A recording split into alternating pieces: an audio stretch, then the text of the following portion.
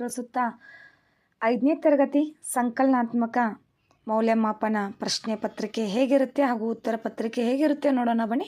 ಈ ವಿಡಿಯೋ ಇಷ್ಟವಾದಲ್ಲಿ please like ಮಾಡಿ, ಸಬ್ಸ್ಕ್ರೈಬ್ ಮಾಡಿ ಅಂತ ಹೇಳ್ತಾ ಸರ್ಕಾರಿ ಹಿರಿಯ ಪ್ರಾಥಮಿಕ ಶಾಲೆ ಸಂಕಲನಾತ್ಮಕ ಮೌಲ್ಯಮಾಪನ ಸೆಪ್ಟೆಂಬರ್ 2024 ವಿಷಯ ಕನ್ನಡ, ತಾಲೂಕು ಅಂಕಗಳು ಹಾಗೂ ಅವಧಿ ಬರೆದಿರ್ತಾರೆ. ತರಗತಿ 5ನೇ ತರಗತಿ. ಒಂದು ಪದ ವಾಕ್ಯದಲ್ಲಿ ಉತ್ತರಿಸಿ. ಬೇವಿನ ಮರವನ್ನು ಜನ ಏನೆಂದು ಕರೆಯುತ್ತಿದ್ದರು? ನದಿ ಮಧ್ಯದಿಂದ ಯಾರು ದುತ್ತನೆ ಪ್ರತ್ಯಕ್ಷಳಾದಳು? ಕಾಡಿನ ಅಧಿಪತಿ ಯಾರು? ಎದೆ ತುಂಬ ಯಾವುದು ತುಳುಕಬೇಕು? ಸರಿಯಾದ ಪದಗಳಿಂದ ಬಿಟ್ಟ ಸ್ಥಳ ತುಂಬಿರಿ. ಇದು ಅಮ್ಮನ ಮರ, ಬೇಡ ಎಂದು ಹೊರಟು ಹೋದರು. ಆನೆ ಎಲ್ಲ ಪ್ರಾಣಿಗಳಿಂದಲೂ ಏನು ಗಳಿಸಿತು? ಮದ್ದು ಗುಂಡುಗಳನ್ನು ಸಿಡಿಸಬೇಡೆಂದು ಹೇಳಿದವನು. ಸ್ವಾತಂತ್ರ್ಯದ ಅಣತೆಯ ಪದ್ಯವನ್ನು ಬರೆದ ಕವಿ. ಇಲ್ಲಿ ಬಿಟ್ಟ ಸ್ಥಳ ತುಂಬಬೇಕಾಗುತ್ತೆ. ಈ ಕಡೆ ಆವರಣದಲ್ಲಿ ಕೊಟ್ಟಿರೋ ಸೂಚನೆ ಉತ್ತರಿಸಿ ಎಂದಿದ್ದಾರೆ. ಕಾವೇರಿ ನದಿಯು ಮೈದುಂಬಿ ಹರಿಯುತ್ತಾಳೆ.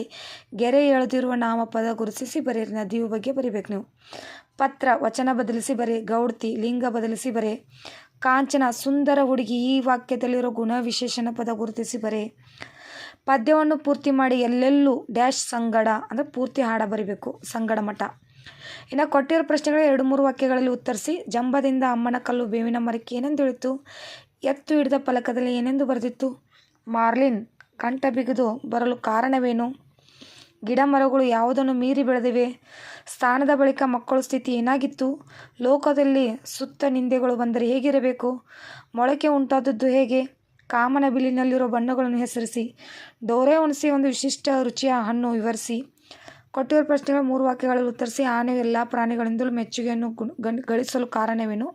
ಹಾಗೂ ಜಲದೇವತೆ ನನಗಾಗಿ ನೀವೇನು ಮಾಡಬಲ್ಲಿರಿ ಎಂದು ನಿಮ್ಮ ಬಳಿ ಕೇಳಿದರೆ ನಿಮ್ಮ ಉತ್ತರವೇನು? ಈಗ ಎಲ್ಲವನ್ನು ಕ್ವಶನ್ ನೋಡಿದ್ರಲ್ಲ 5ನೇ ತರಗತಿ ಕನ್ನಡ. ಈಗ ಉತ್ತರ ನೋಡೋಣ. ಬೇವಿನ ಮರ ಜನ ಏನೊಂದು ಕರೀತಿದ್ರು? ಅಮ್ಮನ ಮರ.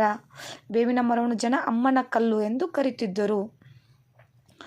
ನದಿ ಮಧ್ಯದಿಂದ ಜಲದೇವತೆ ದುತ್ತನೆ ಪ್ರತ್ಯಕ್ಷಳಾದಳು. 3ನೇದು ಆನೆ.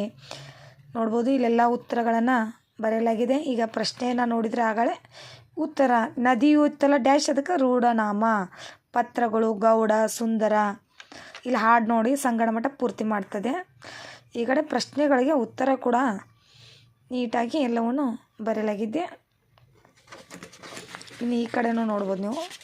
ಇನ್ನು ಉಳಿದಿರೋದು 18, 19, 20, 21, 22, 23, 24 ಈಗ ಇವುಗಳು ಕೂಡ ಇಲ್ಲಿ ಉತ್ತರಗಳನ್ನು ನೀವು ವಿಡಿಯೋನ ಪಾಸ್ ಮಾಡಿ ನೋಡಿ ಬರ್ಕೋಬೋದು. ಆನ್ಸರ್ನ ಸ್ಪೀಡಾಗಿದ್ದರೆ ಬರೋಕ್ಕೆ ಟೈಮ್ ಇಲ್ಲದವರು.